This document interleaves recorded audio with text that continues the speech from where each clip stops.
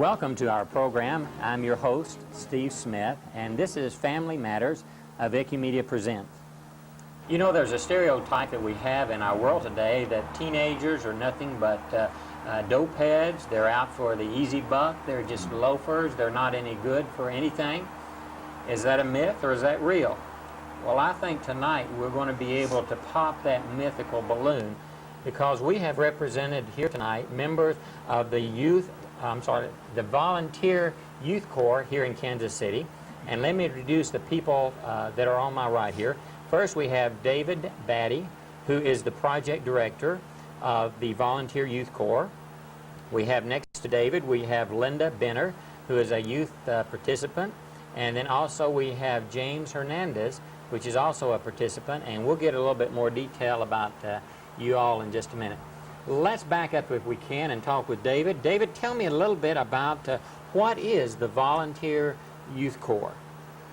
Well, the Youth Volunteer Corps started up a year ago, pretty much, and the very first youth volunteers that were involved in the program started last summer.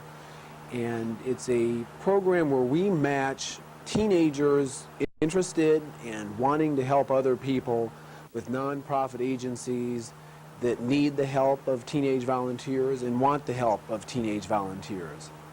Okay, let's not be so, how can I say, nice about this. And the fact, this is your baby, though, isn't it? This was your program that you brought here and sort of developed, or the brainstorm of. Tell me a little bit about the history of it. Well, I graduated from Williams College in Massachusetts a couple years ago. It's a small liberal arts school, although I grew up in the Kansas City area and graduated from high school here in 1981. So as part of a political science and economics major at Williams College, we, meaning a group of 3 other political economy majors and myself, looked and studied one issue for a whole semester. We spent 3 days in Washington, D.C., the beginning part of our spring break, talking with policymakers in Washington, D.C., and the one issue that we decided to study was youth community service and youth national service, however you want to phrase it.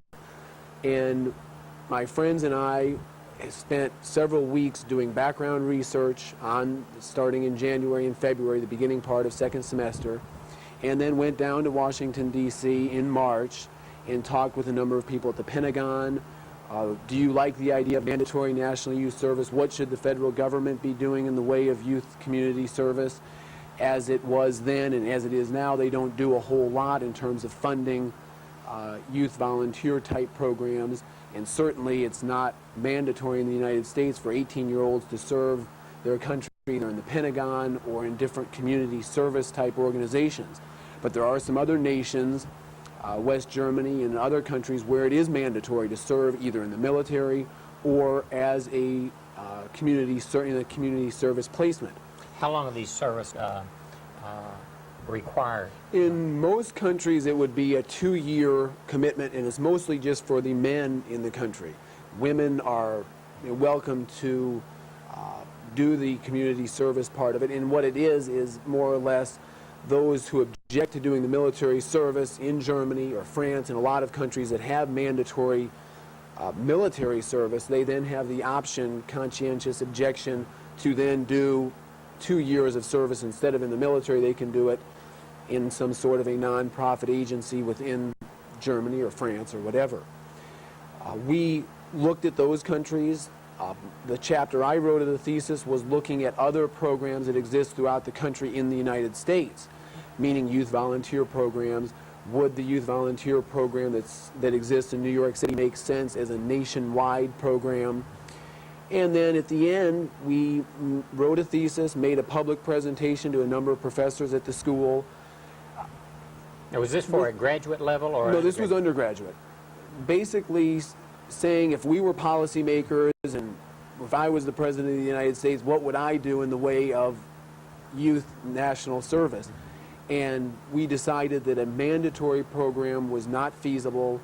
It would be very expensive to require every 18-year-old in America to either serve in the Pentagon or serve in some sort of a nonprofit agency doing agency type work or volunteer type work. And also there were some problems with, if it's a mandatory type of program, is it then, does that take a lot out of it? If everyone has to do it, and what do you do with an 18-year-old who says, I don't want to do the service requirement? Are you going to throw them in jail, or what do you do? So there were a lot of logistical problems, a lot of very expensive. So we thought the national government should match funds for programs like the City Volunteer Corps in New York City, like a California Conservation Corps, or what have you. But after doing all that, I began thinking, well, I've learned an awfully lot about youth volunteering, what works, what doesn't work, and decided that, wouldn't it be neat to try to get something like this started in Kansas City? And that's kind of how it started a year ago now, the fall of '86, and went to a number of nonprofit agencies, surveyed students at a couple of high schools, both an inner city high school and a suburban high school. Was there interest among the agencies to have volunteers help them out? Was there an interest on the part of teenagers in volunteering? Now, let me interrupt just quick. You did this on your own then, or did you? At that point, it was pretty much on my own. So you just as were a following volunteer up on that interest that was sort of sparked in college. You Right. came home and started doing it on your own. Exactly. Okay, super, great. Go ahead. And then one of the things I had to look at was, how are we going to fund a program? The agencies loved it. Teenagers expressed a real interest in doing it. And the problem then became, okay, where are we going to get, although it's not an expensive program, it obviously takes some money, and the project director can't always work as a volunteer like I did the first few months. So at some point we had to figure out, how are we going to get some money for it? And one of the recommendations that a number of people had who I talked to said it would benefit the program to be a part of an existing nonprofit agency. The Versus natural starting fit. up your own type deal. Starting up your own separate agency and all the expenses that are incurred by having to find office space and typewriters and desks and everything like that. So the natural fit, most people felt, and as it turns out it was a great fit, was the United Way. It's an agency that works throughout the metropolitan area. It has a name that a lot of people recognize right away. It also has a lot of expertise in the area of volunteering, because there's a volunteer center that's a part of the United Way. So I went to the director of the Volunteer Center of the United Way, Pat Cundiff, and the person who works, the vice president of the United Way who works in that area, Ann Jacobson, and they very much liked the idea.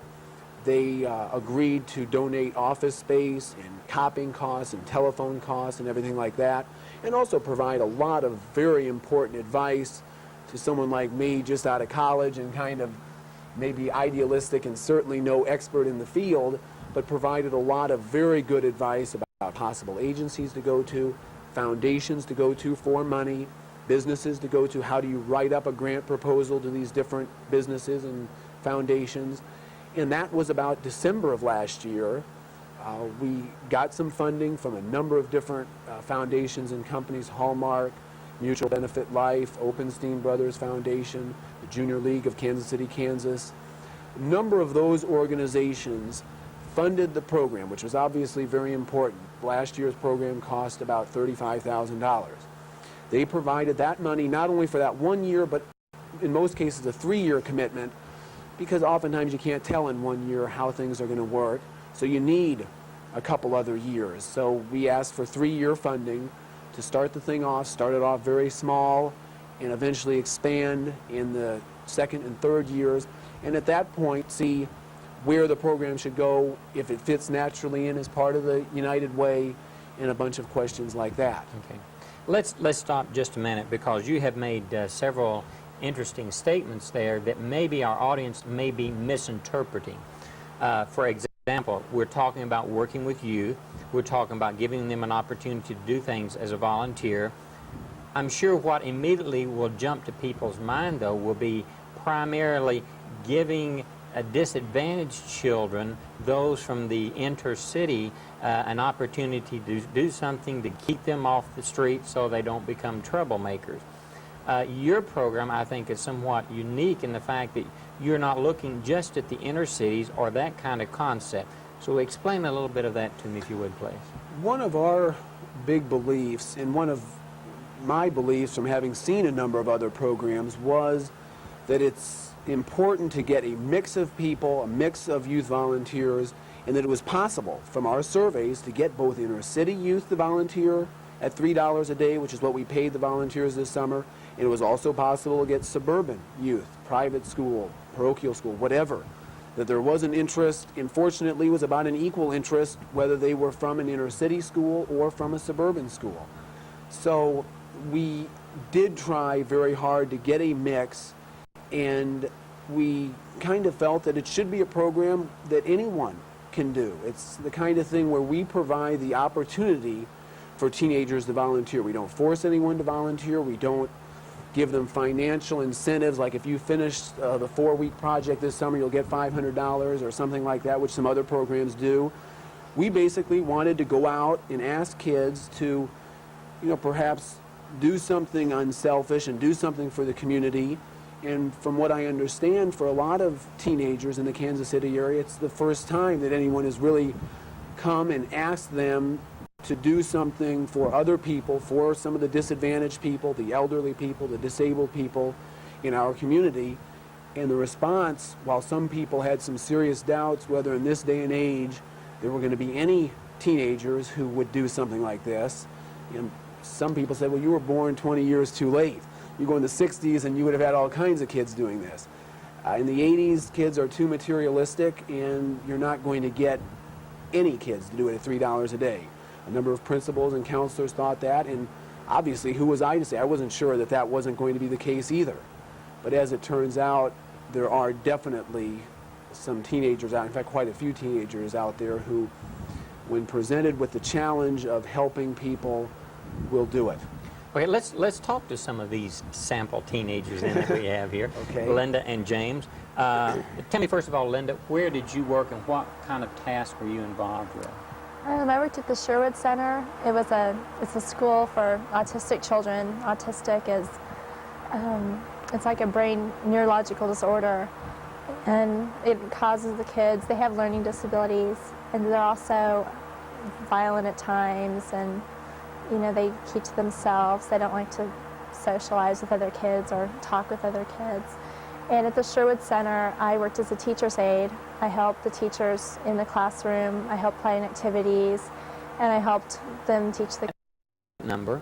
They can give you or get you in touch with the specific office, and can take your name or whatever necessary or will necessitate them getting back in touch with you about following up, because everyone that applies will not be, what do you test them, or do you match them, or what's the procedure? We don't test them, and we'd love to have had, there were unfortunately teenagers this summer who actually wanted to volunteer that could not.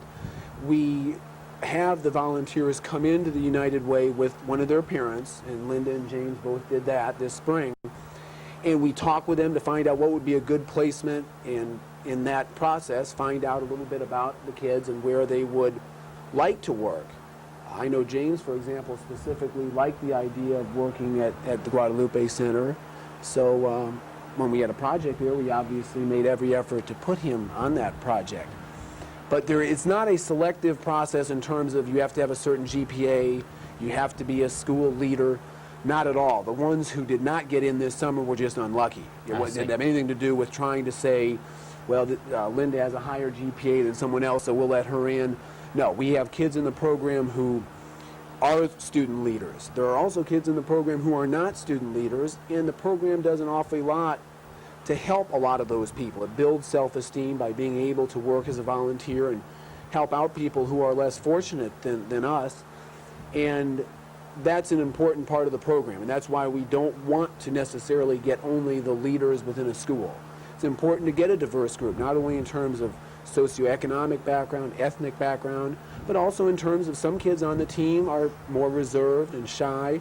There are other kids on a team of 7 volunteers who are more outgoing and vivacious and maybe are more your student leader types.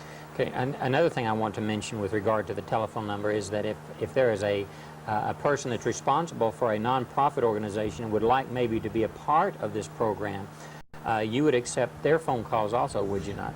What I am, Steve, is I'm just a matchmaker between nonprofit agencies that need the help of teenagers, and that can be on a 4-week summer project or a 1-day project during the school year itself, like on a Saturday, and match up those agencies with great teenagers like James and Linda who want to help out and are willing to donate their Saturday during the school year, or 4 weeks, 5 days a week, 7 hours a day during the summer. Okay. Let's back up to you, James. You living down south, part of this agreement, other than the big buckos of $3 a day, was transportation. Now, was that a problem? Can you explain that to me? At first it was.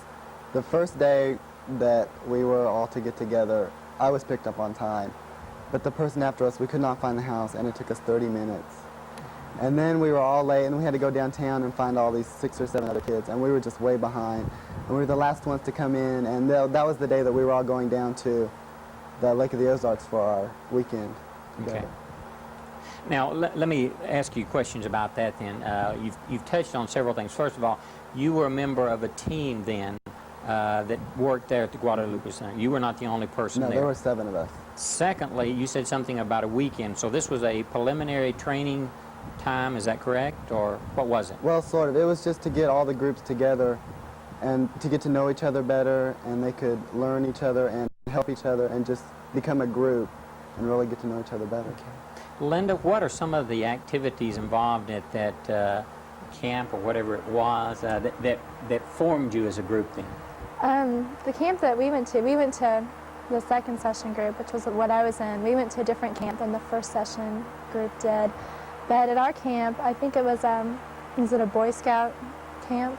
Is that what it was? It's a private camp in the Ozarks, and Camp Oakridge, where we went the first time around, is a Girl Scout camp. But they had like people that worked down there, and what they did is they had these different activities set up for us to do. And working as a team, we would be given a goal that we'd have to reach, or something we'd have to accomplish. And as a team, being able to do that, to reach our goal, helped us to, get to know each other and to be able to depend on each other. And some of those activities they're all team building type activities. It's called like a ropes, adventure, challenge course, whatever you want to call it. And for example, I know one of the things they have that I thought was fun to watch, I didn't do it, but they have a wall. Why doesn't the head honcho do it, huh? I'm too old for that. Anyway, there's a wall, for example, that's like, what do you say, 10 feet high or something? And you have to try to Sort of like an obstacle course then. Yeah, well, this is just one obstacle at a time. And this obstacle you had was a 10-foot wall and no pegs on it, slick as anything. You had to figure out a way that you could get all 7 people on your team and the team leader. And the team leader could be tough to get over too. But how you were going to get all of them over that 10-foot wall, because obviously you can't get over it by yourself. I don't care who you are, you can't get on top of it and over all by yourself. So you've got to figure out, now, how are we going to get here as a team and organize ourselves in a way where we're going to get not only 1, 2, and 3 people over, but all 8 people on the whole team, including the team leader, over that wall. That's just one of about 7 different obstacles, adventures, challenges, whatever. They all kind of build a team spirit and get everyone thinking and acting together. And you see a lot, you learn an awful lot about other team members. Like, it really helped because we didn't know each other at all when we first got down there, and we only stayed overnight in the day. And by the end of the training period, that day and night, we all knew each other well, and felt comfortable working together. And let me, James. I was just going to say, our team camaraderie really grew over the weekend, and everybody just became a good team together. So the people all of the 7 of you that were at the Guadalupe Center went down there together, learned to work together as a team, so that when you came back, you would be ready to go out and do it together. Is that thing? Yeah. You've mentioned a term there a while ago, team leader. Explain to our audience what the team leader is and does. The team leader is college age or a little bit older. Some had graduated from college. But each team, and there were 6 this summer at any one session, is led by a team leader who is a Summer United Way worker. And that team leader has some experience working, for example, with autistic children, has some experience working with children. In the case of James, team leader, had some experience working in an inner city recreation type program. We had 50 resumes and interviewed 30 people for the 6 positions that were available this summer. So it's a very competitive type job to be a team leader. And those team leaders then go to the agency beforehand, see what's going on, and then go to the camp, meet their team, the same time that the team is meeting the team leader. And then they go down to the camp, just like Linda and James did, just like we all did, and get to meet their team, and are the ones that need to motivate the team, and then are the ones that need to tell the team, this is what we're going to be doing at Guadalupe Center. These are our responsibilities. There is a lot of responsibility, and we've got to do the best job we possibly can, and it's not always going to be easy. And I know it can be frustrating. Volunteer work can be so much more frustrating than working at a McDonald's or a lot of other jobs that teenagers get. But it also has a lot of rewards that working at McDonald's or working as I did as a busboy at a country club when I was 16 years old, those jobs don't quite have the same challenges and the same rewards that you have working with autistic children or working with at the Guadalupe Center. Well, let's check out and see if these rewards are real or if this is just administration talk. Okay, James, tell us, what did you receive from working at the Guadalupe Center? Oh gosh, a lot. The kids there, I mean, the kids were great, and you could really relate to them. I mean, you had trouble with them once in a while, but they seemed to like us, and they really made us feel like we belonged there. I mean, we were white, but all these kids there were Mexican, and I figured there might be like a little rivalry or something between there, but the kids just loved us, and they thought we were great, and we thought they were great too. What would motivate a sophomore in high school to blow a summer when you could be out 4 weeks laying on the beach or laying at the pool or hot rodding up and down the streets? What would possess a young man of your self-stature to give up 4 weeks to go to an inner city to do something like this? Well, I love children. I think children are great, and I've always wanted to work with children, and I thought this would be a good chance to get to do something that I wanted to do. And working with underprivileged children just gave me more reward because I knew that I was giving something to them that I wouldn't have gave if I had worked or went on vacation or something. How did you hear about the Volunteer Youth Corps? I saw it on Channel 20. I was watching TV one day and Okay. saw the commercial. How did you respond then? Did you call a number? How did you actually get in touch with them? I called my mom. I called my mom first and told her about Okay. it. And I talked to my parents and see what they thought. And they thought it would be a great idea to do that. And then I got a hold of David and talked to him a couple times. And then I sent in an application that they gave me, and they reviewed it. And then we had interviews. And then they wrote us telling us we became a youth volunteer and who our leader was and who we were going to work with and where we were going to work. What about you, Linda? How did you find out about it? I guess David Battey came and talked to our student council about it and told them about the program, about the projects.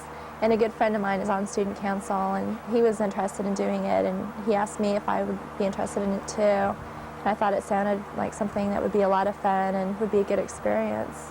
What then motivated you to give up 4 weeks for $3 a day? I thought it would be a good way to give my time to help someone else, to do something worthwhile to help someone else. Did you have transportation problems? No, ours was pretty good.